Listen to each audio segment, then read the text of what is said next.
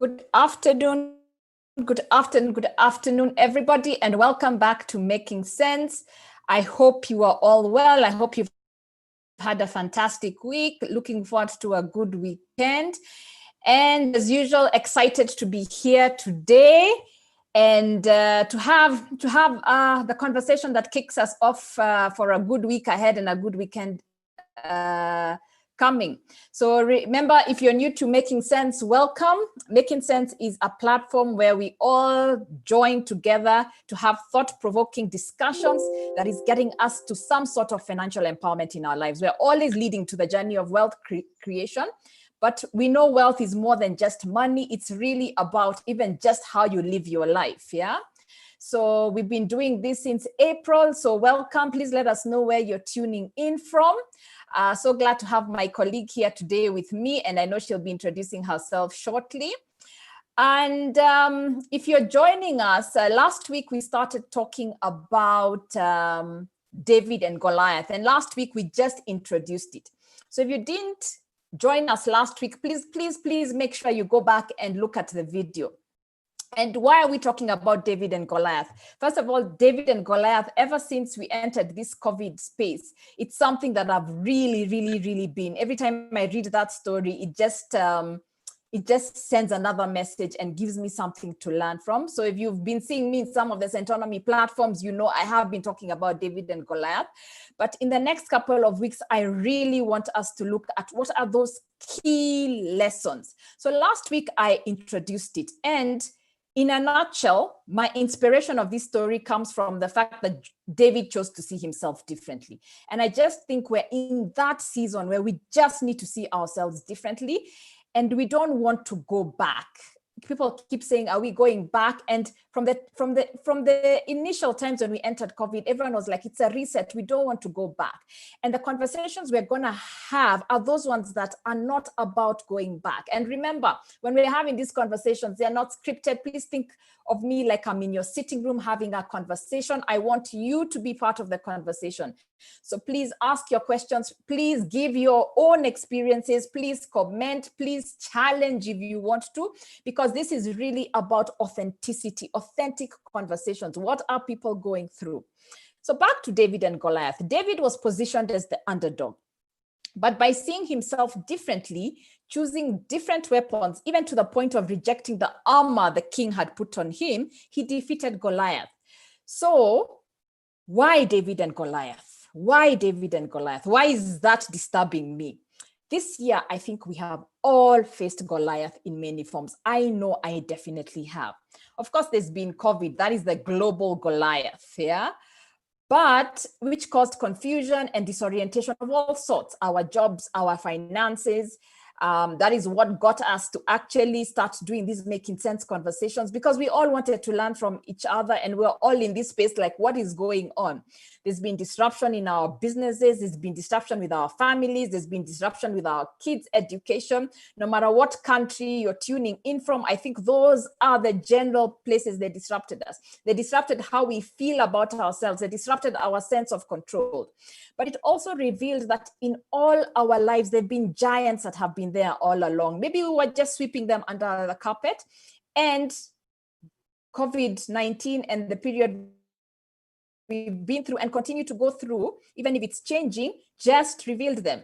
So Goliath has been standing in front of us, defying us, the same way Goliath defied David. Those hidden fears we kept running away from, yeah? Maybe in an area of your life, you always knew something has to change. I definitely can relate with that, yeah? And I think as we go forward, even to understand what does this new world look like, what does my financial life look like, what does my business life look like, what does my career life look like, I also think we definitely need to shift systems and mindsets. Those are the things we need to break. And I like the David story because he went against the blueprint. Last week, I was talking about there's a blueprint we've been following. Go to school, get a job, get married, and this amount of money, buy a house. This is what life is supposed to look at like a 20, 30, 40. And I think our blueprint was shaken up. This is what our business is supposed to look like. And I like David because he shifted the blueprint. This was a small guy who came to defeat Goliath. That's not the blueprint we've learned in school. We've learned you've got to have the armor, you've got to have the time, you've got to have the money, you've got to have the success, you've got to have the networks, yeah? And I think we're all sitting with David-like tools that can make us defeat our various Goliaths. So maybe by seeing ourselves differently and seeing our tools, we all have something we can use, but do we see them? Is how we're gonna cause a change in our lives, and not a small change, yeah? Our own lives, our families, our communities, and the world at large. That is why we're going through David and Goliath. So we are bringing out our own lives, David, but do we see what we have? Do we see what we can use? And do we see what we need to do? And that's a conversation I'm going to start today. I definitely believe we're in the season of David's, not Goliath. Simple will outdo the complex. Small will outdo the large. Agile, adaptable will outdo the bureaucratic, the heavy. Identity, knowing who you are, yeah, knowing your uniqueness will outdo having a big title or stature. It will outdo the big car, yeah. Purpose will outdo the flashy lifestyles. So I think we are definitely in a season of Goliath. It is the era of understanding what is in front of you and how to use it. And those who can see that are going to be ahead of the curve. It's just that the blueprint has changed. And as we go along in these making sense conversations, we're going to start looking, how has the blueprint actually changed? Therefore, the objective of my conversations this month with you is to enable you to see. Let us open our eyes. And it's not comfortable. Not all conversations are going to be comfortable, but it is time. It's our turn.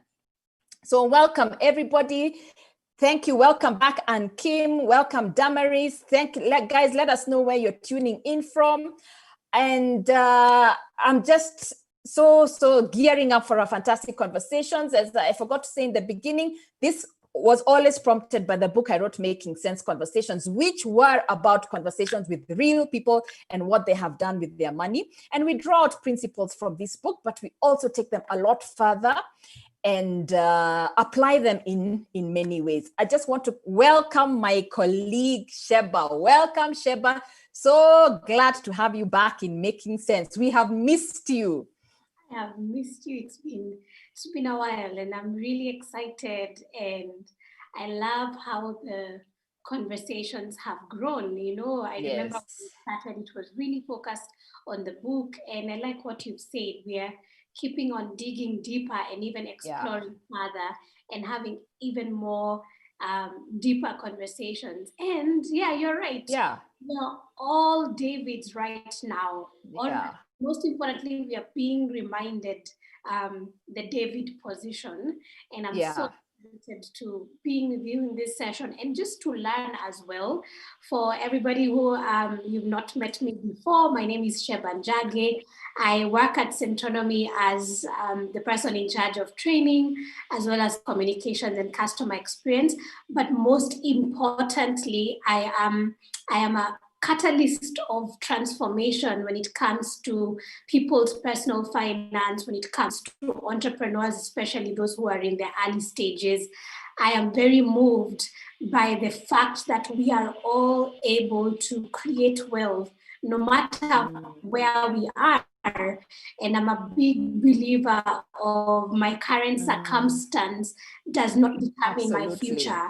And what really, really matters is me acknowledging where I am at right now and thinking about what can make things better for me or to improve, improve for my family or myself. I'm really excited. Thank you, Waceke, for keeping on this going, and the whole team at Centronomy. Let's have this conversation.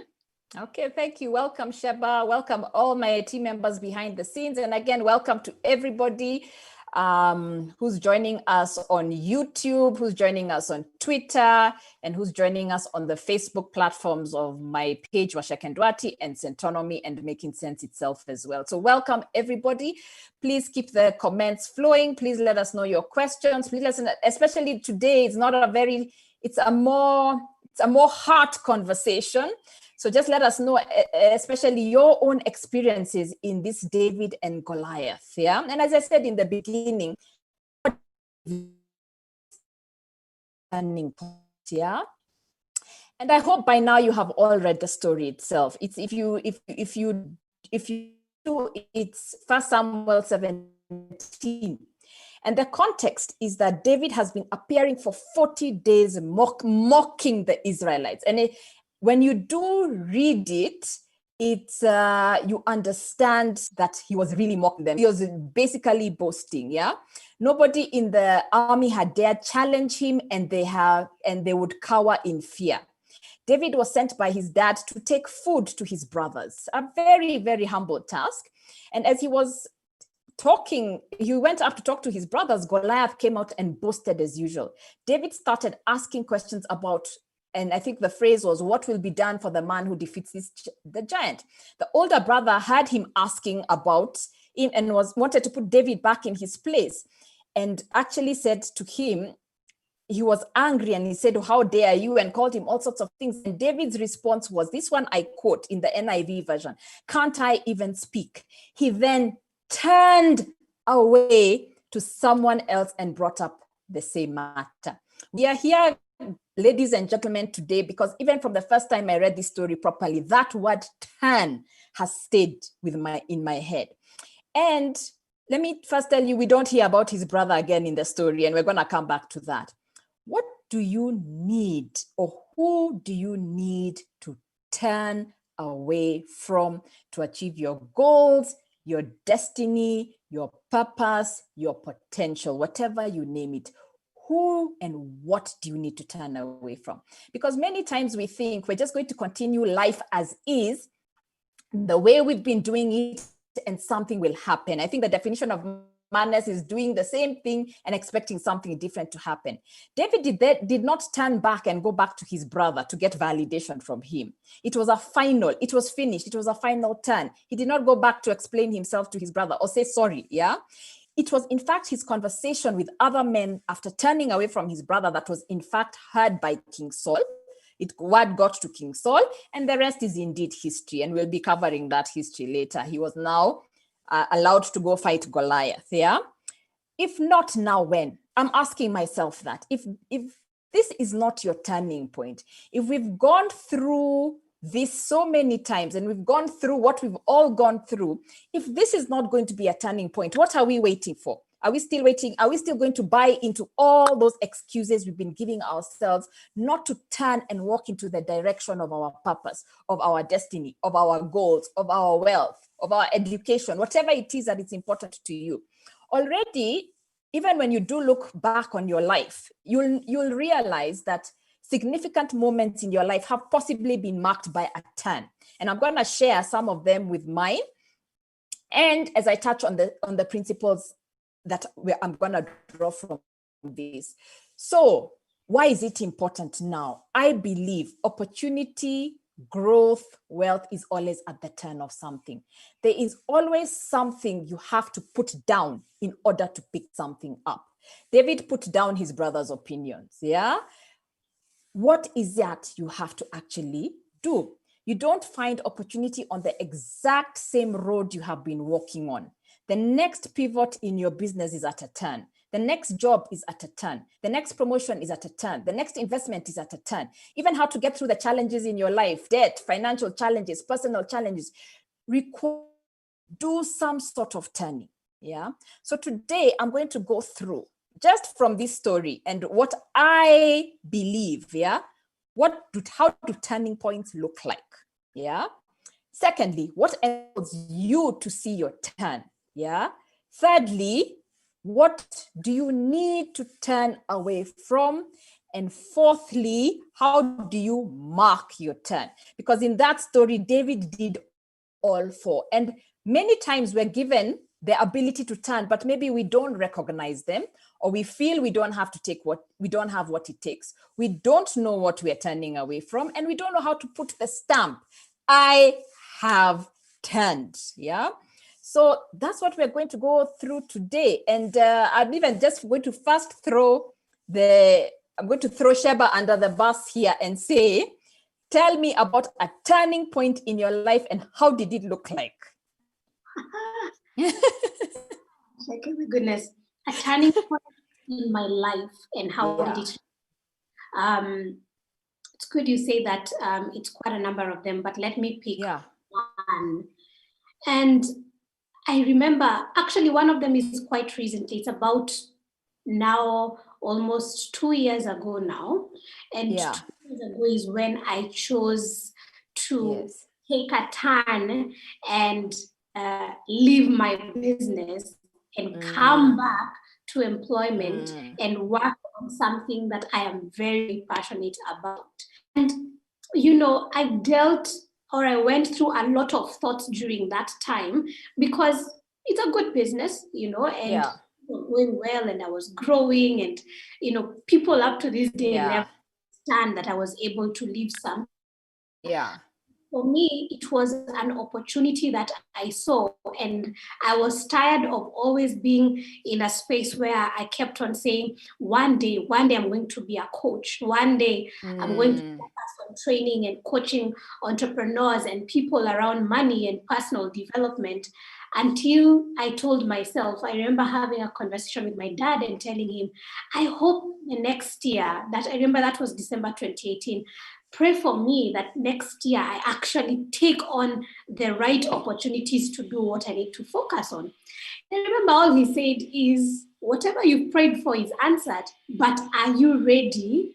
And how I am feeling, I am feeling the blank right now is he was actually asking, are you ready to take the turn? And so when I think about which is one of those turns that I have made, that was a key turn that I had to make, and I do not regret, because it's opened so many more doors. So that's one of my turns I've had to make.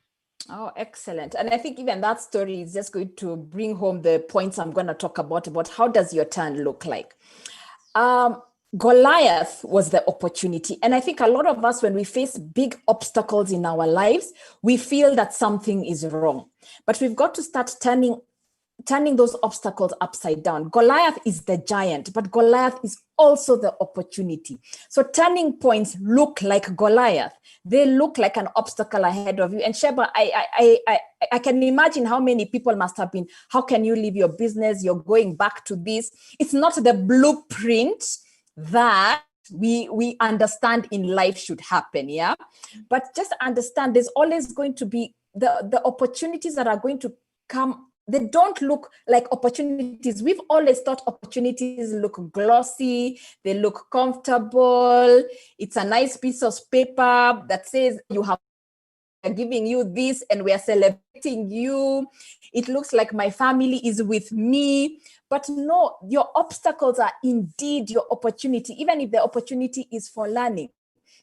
And understand this, the opportunity is always there. Goliath was there before David showed up.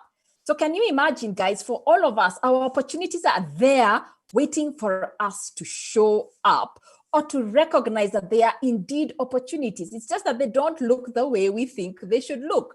I remember even Centonomy, before COVID happened, we were going and trying to create this plan about how we should come online.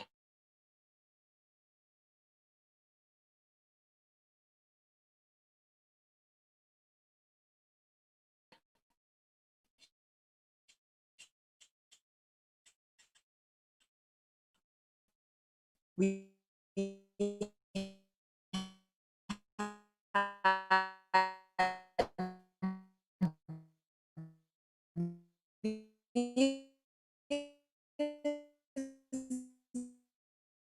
Sheba, I think you'll remember we had a nice, well-structured plan from home that instantly became the no. But now looking back, we can actually see responsibility with finances are what led him. People are always waiting. I just need an opportunity. Is there. And when I go back, because I'm using while in 7 days, he said he rested. We're not told on the 8th day, he then picked up and realized he had left manufacturing and left manufacturing out or services out. Yeah. So he created a world where the opportunities are existing, but do you recognize them?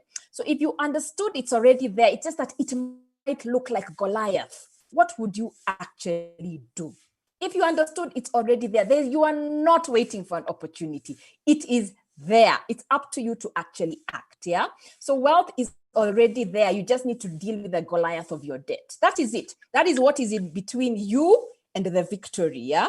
Your dream job is there. You may need to deal with a difficult job. Your dream job is there. You may need to redefine yourself differently. In the book Making Sense, I talk about Faith, who created wealth by moving out of her house in a very good neighborhood, and people thought she was crazy because just don't do those sorts of things. But the opportunity that was, once she did that, so the opportunity was sitting with her in her house. Once she did that and used that money to do other projects, is how she actually created wealth. So the opportunity, your Goliath is there. It's just that opportunity looks like Goliath there. Then always understand that your turning point will look like resistance. And I'm defining the turning point as that turn you make that changes your destiny, it changes your path, it changes your wealth creation potential, it changes your career prospects. That's what I'm defining as a turning point. I don't know. Now I'm revealing my age here. Do any of you remember driving power steering cars? Do you remember? It was like those cars were created not to turn. So that turning that car, I remember we used to have a Peugeot 504 pickup. Turning that car was a nightmare. Yeah, it took effort, like it was an unnatural movement. And I think our turning points, we don't understand them because they look unnatural. You're like, my career path was going like this, and then I was retrenched, or I was retired, or I lost my job. So it doesn't feel natural. We always have this story in our head. Oh, this is not the way it should have been. After X, my years, I can now say things are the way they're supposed to be. It's not a mistake that whatever you're going through, it's hard. It could be hard, but it is not a mistake. David faced resistance from his brother. The turning point is not everything in your bank account lining up and getting approval from everybody who is important to you. It is not comfortable. The turning point is sometimes when it doesn't look like it is going to work. In Centonomy, we have this class called Career Hub. And in the beginning, it's a good class. We know it's a good class, but people were not signing up for the class. We used to get Centonomy. That's how it started. And we had actually given up on the program. And I know a lot of you, even here, have gone through the Career Hub program. We had given it up because it didn't look like it was going to work. But somebody came, a lady called Wendy, she picked up that program, and now it's getting people from all over the world signing up for the program. And the resistance sometimes we have is internal. Sometimes the resistance is ourselves. We are distracted, we are comfortable, we want everybody to be happy with us. But just understand, the turning point looks like resistance. It looks unnatural. It looks like it should not be happening. Yeah, don't expect David's brother to be the one telling him, what the hell are you doing here? Yeah. And then I've learned people, and I've gone through this, people will want to put you in your place. Whenever you're doing something different, please understand you're going to make somebody uncomfortable. You see, people are used to you in a certain way. They're used to, this is Sheba. This is what Sheba does. This is how Sheba speaks. This is even sometimes this is what Sheba weighs. So whenever you do something different from the story they have about you, it makes them uncomfortable. Why does it make them uncomfortable? Suddenly they have to face, What are my own insecurities about myself and my abilities? Yeah. Because the brother asked David, who did you leave the sheep with? Are you so conceited? You only came here to battle. Can you hear that? His own brother putting him in your place. I remember at the time I was working at a job and I was an analyst there, and I came up with this really good proposal about something we could do with the department, and I emailed it out to the CEO and including my immediate boss. And I can tell you the proposal was good, but I remember asking me, why is my rush? What is your rush, Waceke? You are still so young. What is your rush? Rescind the email. That was a perfect example of somebody trying to put me in my place. And I succumbed to it.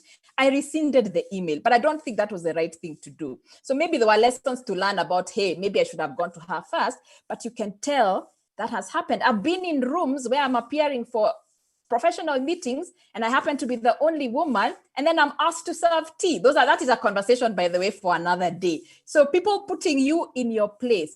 Just remember, when you are breaking from the norm, people become extremely comfortable. Shab, I don't know if you've ever experienced being put in your place by people. Always, like so many times. Yeah. And even in the career space, Yeah. And we usually talk about this even in Centronomy when we're talking about personal finance. There's a way people will always have an opinion. Yeah. What you're supposed to be doing, how you're supposed to be doing, when you're supposed to be doing it. And I find that even in the situations I've been in that space, I have actually sit back and think and ask myself, is that really what I want to do? Yes. Because it's so easy to live based on other people's opinion, because they will always have an opinion.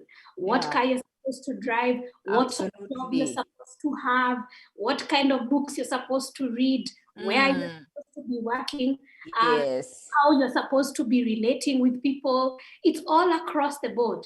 But then when I remember the story of David, so many times, and I like that we're talking about David, I remember that point when he told Saul, I'm gonna go and fight. And Saul says, go and fight for us. And then Saul tries to give him his tunic. Yes, right? Yes. Tell him, wear this because I know I'm sure you and all that. And David wears that whole tunic and it's heavy, and him is just like, by the way, I know this is your opinion of what I should wear so that I can go and die, but no. I'm not going to wear this, even if this is how you do it, even if this is how you do things. I'm going to do it my way. And David, as young as he was, as small as he was, he didn't do things based on what other people. And me so much, because people will always have, I know this is your opinion of what I should wear so that I can go. Absolutely. Sheba, I remember being on radio years ago. I'm not going to wear this. And sometimes people put you in your place by even using how you do things that they don't have. So the things that maybe are good that you have in your life, they use that against you. And I remember someone saying, oh, but Waceke, you're not the right person to be talking about this. You've grown up in Nairobi. Just people's own, but you've grown up in Nairobi, you got an education, so you can't be here talking about money because you don't know what. This was on live radio. So even sometimes people are putting you in your place, but even using just things that are in your life, for whatever reason, they are in your life. So you could be the one with a nice car, there's nothing wrong with that. And people use that to put you in your place. Oh, you have a nice car, you have no right to be with us and talk to us because your life is so perfect. That's still a form of putting you in your place. Whenever someone is shutting you up by saying something about you, they are putting you in your place. Another thing about the turning point is you never seem equipped for it. Look at David, he was small. He was small in stature. You expect a big guy to fight Goliath. You don't expect a David. So you don't seem equipped for it, especially by world standards. If you really read my story, which is in the book, I'm really this person who was broke, who started Centonomy. you would think person who starts teaching about personal financial management is a person who they've got a big portfolio of, $1 million or $100,000. That's where they can go and say, this is how I made my money story. A lot of people who are teaching money at that time, that was the story they carried. This is how I made it. I didn't go with this is how I made it. I went with this is how I broke it. That was my story. Yeah. So then I started a business and was surviving at some point with a loan from my mother, which I never quite finished paying back. Yeah. So you don't feel up to task with your turning point all the time. Yeah. I even wrote an article at some point for the entrepreneurs listening to this, why entrepreneurs do not want to get out of bed, because there's this myth that entrepreneurs are supposed to be focused, fearless, and no, sometimes we just don't feel up. It just doesn't look like something that you've been doing. So it is not covered in gold. Yeah, it looks like all these things we've been saying. There's resistance. People want to put you in your place, and it's opportunity, yes, but it looks like Goliath. Your business has collapsed. Let me tell you, it's hard, but that is the opportunity. There's so many businesses that have pivoted, yeah. And I'm even seeing some comments from people who've just used this season. Regina is saying from contracting COVID from YouTube, in case you don't have access to this comment, and getting healed, she's had a turning point. She's now living her life. She's more happier than ever. So already we're getting testimonials to what I've talked about. Regina is also, she made critical changes with her finances, relationships, and indeed difficult moments could be your turning point. And Regina, thank you so much for sharing, because you're reaffirming what we're saying about turning points, that they're not always comfortable. Welcome to those who are joining us from Somalia, from Stockholm, Sweden. Welcome all of you, and all your kind comments already about the conversation so far. So what will enable you to spot your turning point? What will enable you to go forth? How will you see it? Yeah, why will it be worthy of a turning point? Yeah, I was calling this earlier. We've got to be able to recognize the turns. What enables us to be in that moment where we turn? A huge why. A huge why. I remember for Centonomy, and Sheba, you mentioned it. I was convicted that everybody has been put, and I'm still convicted that everybody was put on earth to create wealth. Does logic tell me that? No. It tells me, it talks about, people always talk about poverty, it talks about that, but I'm convicted we are all supposed to create wealth. So David had a big why, yeah? He asked, he was convicted, and conviction is something is wrong. I was convicted that this talk of woye, me, feeling sorry for ourselves, blaming the government, thinking wealth creation is just for those people out there, yeah? And especially as Africans, always being made to look at stories of what people have done in the West, yeah? I was convicted something is wrong, yeah? David asked, who is Goliath that he should defy the armies of the living God? Yeah. Last week, I started prompting this, and I asked you, what does your dare look like? What do you dare? And don't get me wrong, there's always a personal and a larger incentive. That's what I think the incentive is. Because even in the story, David is asking, what will be done for the man who kills this Philistine? That means he wanted to know what's in it for me. So what's in it for me is not a bad thing. But he was also saying, I want to remove this disgrace from Israel. So your why is a combination of both, a personal one, because sometimes I think, Sheba, we also always feel we have to have this, I want to save the world story, which is great, yeah? But you're also a human being, yeah, who's also created to enjoy this experience we have called life. So you've got to also have a personal, a big why. What's your dare? Sheba, what's your dare? Sheba, what's your dare? Today I'm really throwing you under the bus as my live audience, yeah? What's your dare, yeah? Under the bus. What's my dare? And while Sheba is answering that, everybody start thinking about what's your dare? What's going to be that thing that you're just, my dare right now, I'm feeling like my dare is, I'm done with Africa being the continent that, oh, let us feel sorry for you. Let us bring our donations to you. Let us come and tell you how to solve your problems, yeah? So my dare is we've got it. We've got what it takes. We've just got to get ourselves together. But our dare is we're going to turn this story around as a continent and be what other nations look look for examples for. So they're going to come. My dare is the next businesses that are going to be talked about are going to come from this continent. And my dare to myself is I want to be part of that story. Yeah. So that's my dare. Yeah. So everybody, you've got to have this dare that's beyond just survival. Your dare cannot just be I'm paying my debt. Your dare cannot just be I'm getting by. It has to be a dare, something that gets you moving. Yeah, Shaba, have I given you enough time to think? Yeah, you've given me enough time to think. Let me say as we speak right now, yeah, my dare is to build or end up having a client base, and I'm talking about right now with what I do at the moment, training, coaching, have a client base that is not ashamed of coming out and saying how they have transformed their own lives and been started to experience that journey of transformation, right?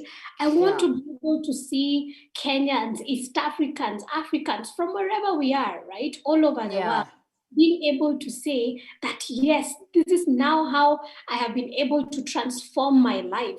This is how I've been able to get my family out of debt. This is how I've been able to break that quote unquote generational curse of always tax, right? And having people, our clients being able to say out loud without being embarrassed about who is listening. Will they think I'm faking it? But being proud to have gone through that transformation. And when I think about that as a dare for me, it challenges me from a point of the work I do, and it's asking me, so Sheba, what are you doing to make sure that there is an actual testimony of Africans, East Africans being able to say, you know, I'm done with that kind of life of having to depend and live paycheck by paycheck. So yeah, that's what's challenging me right now. That's my big challenge. Yeah, excellent. And I think, Sheba, when you're talking about it, your body language changed. A dare, it starts getting you excited. Even when I talked about it, I don't know how to do it. I don't feel I'm equipped to do it, but I'm like, that's my dare. That's my dare.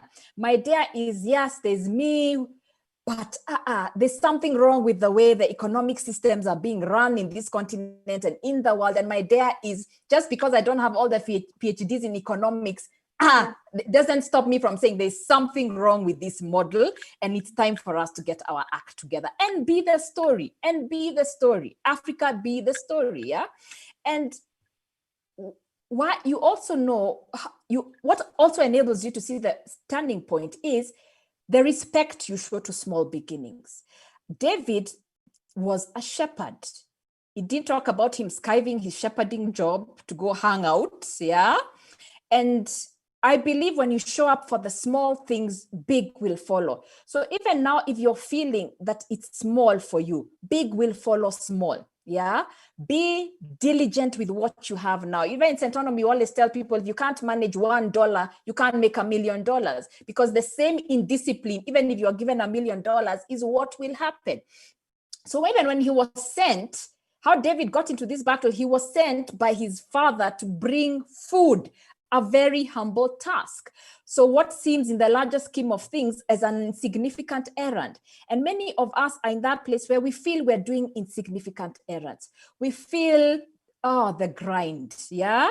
But so many times we think of our turning points as the events that, as I was telling you before, will happen in a grand way, yet your turning point will find you doing the mundane, sometimes the very mundane, sometimes the small person, sometimes, yes, being the person who has to serve tea in the room. As I told you, that's a story for another day, yeah? And there's a phrase we've adopted as Centonomy that says the show must go on. And when we launched our first Centonomy 101 program, we had done all that we could to promote it, emails to everybody we knew. But I think a week before, we had nobody. Then one person walked into our very small office and paid the fee, one. And that is when I put it in my head, the show must go on. If all of us trainers have to show up at the training venue and put on a show for this one person, so be it. And we've done that, yeah? We've done classes of 4 people, we've done classes of 7 people. So it's not the big things, yeah? It's how many of us have stopped running businesses because we feel the clients are too few, instead of focusing on, hey, are these clients getting value, and then learning from that, yeah? How many of us feel I'm not going to work at my best? And we hear this so many times. I'm not going to work at my best because I'm not being paid enough. Well, join the club of the world, yeah? But then you're not showing up, and your turning point and your opportunities may not show up for you if you're not showing up for what is already in existence. Don't be in the lunchtime group talking badly about your boys. I've learned that it's not about showing up. Is not, I know there's this phrase called put your best foot forward. Me, I have changed it around, and I've just said, put your available foot forward, okay? Because sometimes when we're procrastinating, we're trying to make our foot become our best foot, we procrastinate, yeah? So yes, put your best foot forward, put your available foot forward, put your shaky foot forward, put your afraid foot forward, put your broke foot forward, put your weak foot forward, but put a foot forward, yeah? So don't deny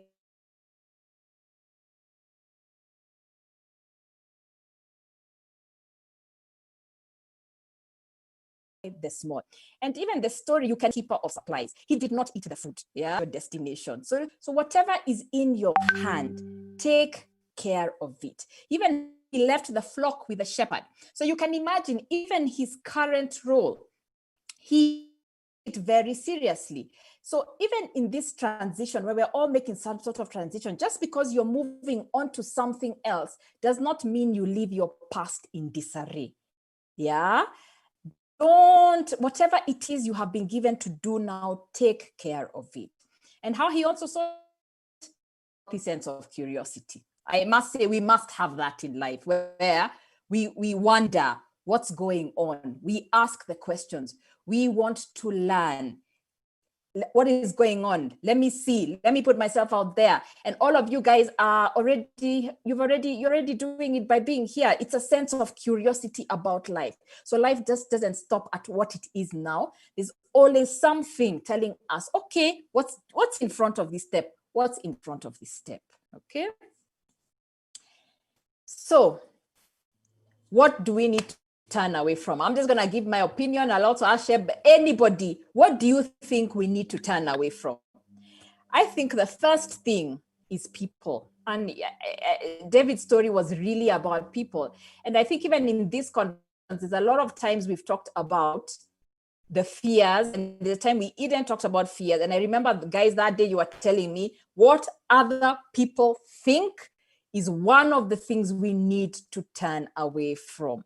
It is so hard to accept to turn away from the people who are important to you.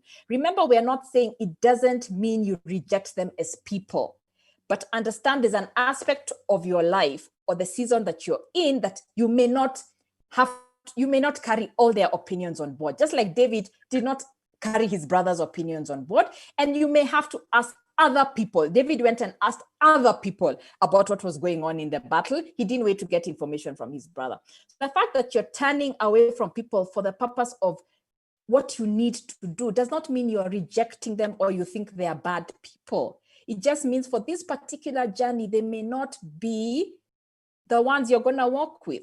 And the things, particularly with people we are walking away from, is other people's definitions of you. David had brother, I think, was like, you're supposed to be taking care of the sheep. That was his definition of David. It doesn't matter what other people's definition of you is. What's your definition of yourself? Yeah. In the book, I talk about Dishon, who in university, he realized this is not for him. He went up, started writing a business plan, and now runs a farm at the coast. So he wasn't defined by the blueprint of, oh, I have to have finished a university degree. For him, that experience is particular to him. I've talked a lot about the kind of conversations we have with people. In Centonomy, we like referring to them as the poverty support group conversations. You've got to ditch the poverty support group. That conversation of I'm broke, things are so bad. We've really got to move away from that kind of conversation.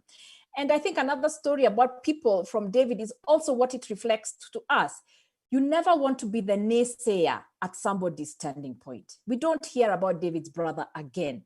If you're the naysayer at somebody else's standing point, your story might end there.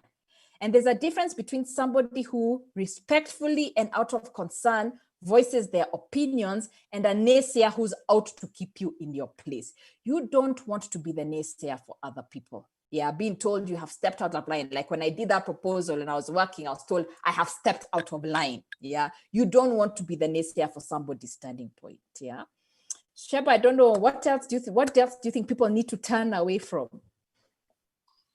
One of the things I'd say, turn away from the lie that the lies we tell ourselves that things have to work in a certain way, or the lie of perfection, or the lie of I don't have the permission to make mistakes. Life is all about making mistakes, correcting them, or doing things right and then doing things wrong. But the challenge with a lie of we have to wait till, or we have to I don't have the permission to make an error, prevents you from doing or acting. Absolutely. And then it leads you to a space of just existing, right? And when you exist, if David would not have been strong enough, I'm sure, even if we are told in the story, you know, there's a way the Bible is written, but I can imagine he was still human. And there was not in his head, even as his brother is telling him, you are supposed to be taking care of it. Yeah. I'm sure there could have been a point that says, anyway, I should have been with the flock. But then he had to shift his way of thinking and give himself permission to saying, I believe in this God. Let me go and fight and see how things go. So let's turn away from failing to give ourselves permission to try and to err. Because when we err, I love that. And then we will pick it up and we'll keep going. I love that. Another thing we need to turn away from is failing to be vulnerable. You know? And not acknowledging where we are, not acknowledging the feelings that we have. Because when you keep on protecting, or not even protecting, pretending you're not vulnerable enough, you become like a zombie. Because you do. You're like a zombie. It's like you're just walking and having to put up face, and yet inside things are not working out. Be vulnerable, because vulnerability allows you to also seek help in the right places. So that's what those are the two things I would say we turn away. And we've got other people sharing what we need to turn away from. Ivy saying, and I think it's part of what you were saying, Sheba, we've got to turn away from self-doubt. We are our own worst enemies. And it's so good that even we're realizing some of the things we need to turn away from are sitting with us. Actually, I think 80% of it is sitting with us. Casey is saying we need to turn away from the opinions, perception of others, perceptions, stories, beliefs we have about ourselves. What is the story you have told yourself about yourself? I am to this, I am to that, I am to that, and be open to what is possible. Regina, who started sharing that she got COVID, it has started changing her life, she reorganized her priorities, is sharing that at the end of the month, she's renting her house and moving to another cheaper estate where I'll pay half of what I will make from my house. And Regina, you've heard me talk about Faith, who sold her house, yeah? So for you to do that, that is a very brave move. You're turning away, first of all, from the voice in your head that is saying, is it the right turn? What will other people think? And indeed, you must be, Regina, you must be facing so many people who are telling you, no, how can you, who might talk behind your back. So well done, Regina, yeah? And life is, and Sheba, you're being quoted, yeah? I think we also have to turn away from the roles we are used to playing. We're so used to playing certain roles. And so we don't see other things. And in some of the conversations we've been having, and I think we're even going to have as we go forward, just because, for example, we had this conversation, if you guys joined me when I was with Mwenesi on this conversation, we're talking about just because you are an accountant does not mean you are stuck to be accounting. It means that you need to evaluate what are those skills that you got from that accounting role. Maybe it's being analytical, maybe it's being good with numbers, maybe it's managing projects, and then use that to transition. And the roles we are used to playing are also as a result of how people have defined us. I remember when I turned and I said, I'm no longer CEO of my own company, the noise, yeah? Oh, Waceke, you know, you're the founder, you know, without you, the company doesn't run. Are you sure? If you let other people take over your company, they're just going to take over your company and use it. So the noise. But my transition into other things has indeed enabled Centonomy to be what it needs to be. Yeah. We need to turn away from fear. I think all this is being masked by fear. What are we afraid of? If you turn, what are you scared of? And it's good to identify what is that fear, because once you're aware of it, it's not saying that the feelings are going to go away, yeah? But once you're aware of it, you can actually start defeating it. And I must say, because we are in the conversation at the end of the day about wealth creation, let's admit which of our habits we need to turn away from. Sometimes it's not other people. Let's admit it, yeah? Are you overspending money? Do you get yourself in too much debt? Do you procrastinate? How do you spend time? Is there too much TV you're watching? Or useless? Social media is good, like we're using social media really well now, but is there a point where it's becoming too much? Is there some sort of entertainment that, and let's call it what it is. It's okay to go have a drink every so often, but are you finding yourself every night doing it? So you've got to start admitting to yourself, what do I need to turn away from? And then we've got to stamp. That turn has to be marked by something. You speak back. If I just use the David and Goliath example, what he did was speak back. And I remember, and I like sharing this story because for me, it remains so profound, yeah? I went to try, it was early on when I was starting Centonomy, and there's this company I was trying to get training from. And they're like, why should we pay you this amount of money? You know, you're just new in the market. And other people who have been around have quoted less than you. And I spoke back and I said, I am the best. It was a very awkward moment after that, but I consequently got the training job.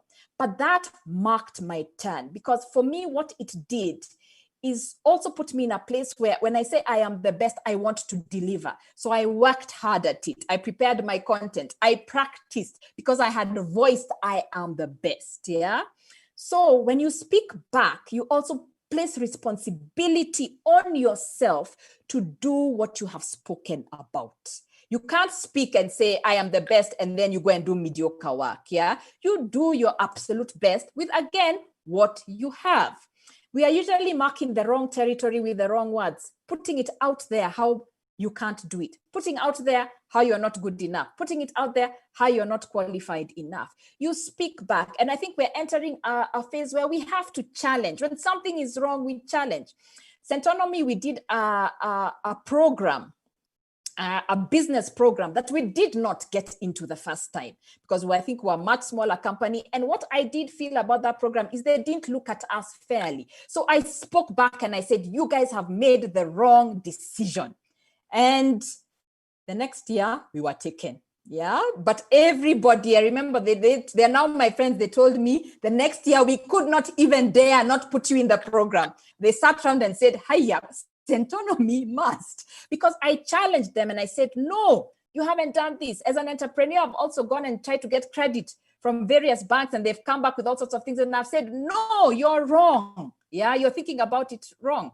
So we've got to speak back. And when you make your turn, you will face challenges and you've got to start moving that mouth. Even sometimes if it's saying no to certain things, you've actually got to start using your mouth.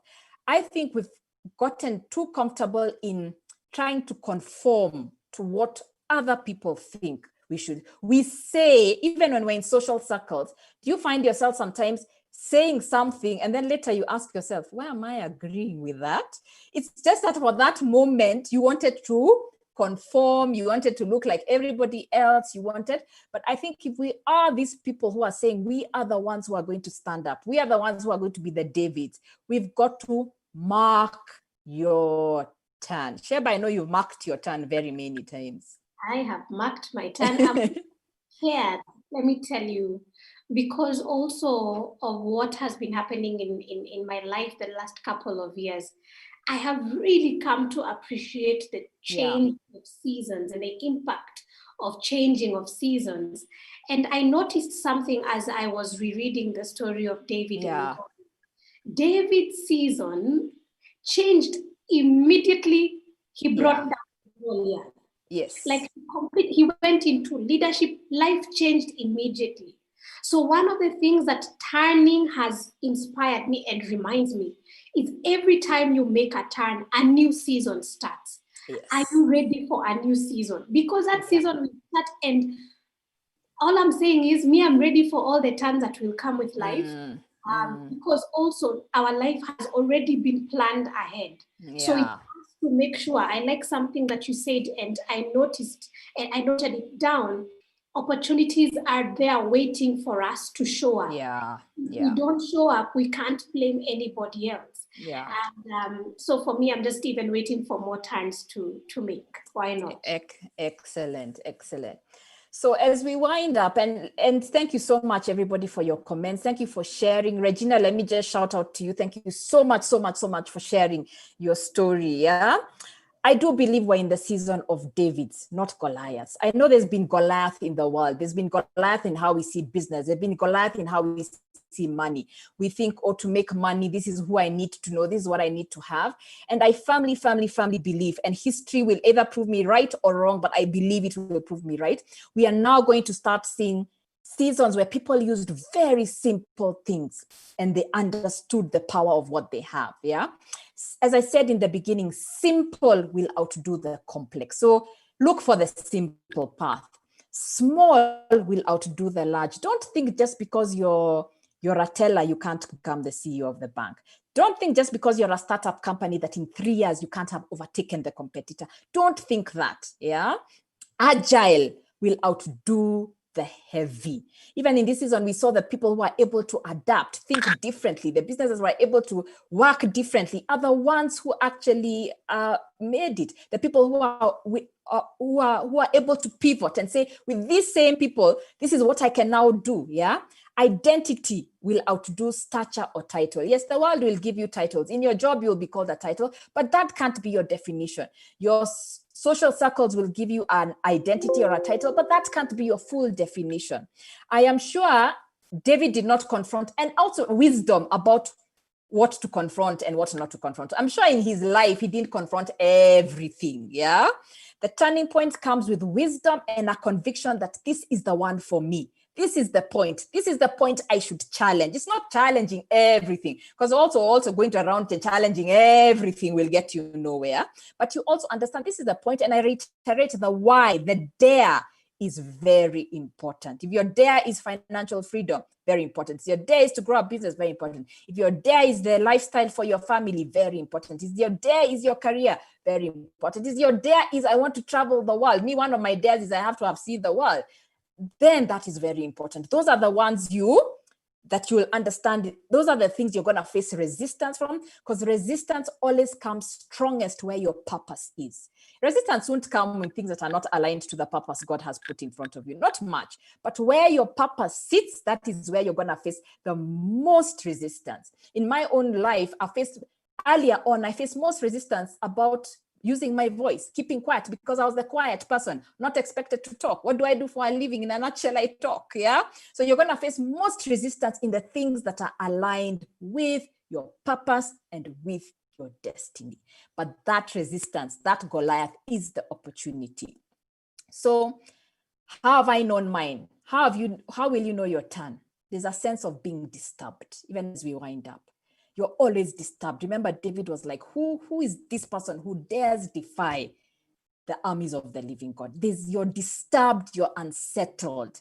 Sometimes it's what someone is telling you is logical, but it still feels wrong. Like when I was told, nobody, a business teaching people how to manage money cannot work, because if they had money, they would be managing it and would not need to learn about money. That was what I'm being told. Logical to some extent, but something felt wrong. And when I connect the dots backwards, I can see the impact of when I have turned, when I have gone against the grain. And even in your own life, in your own way, I am sure that is actually what you're going to see. So Sheba, you actually prompted what I was going to wind up with, which is next week, we're going to continue this topic.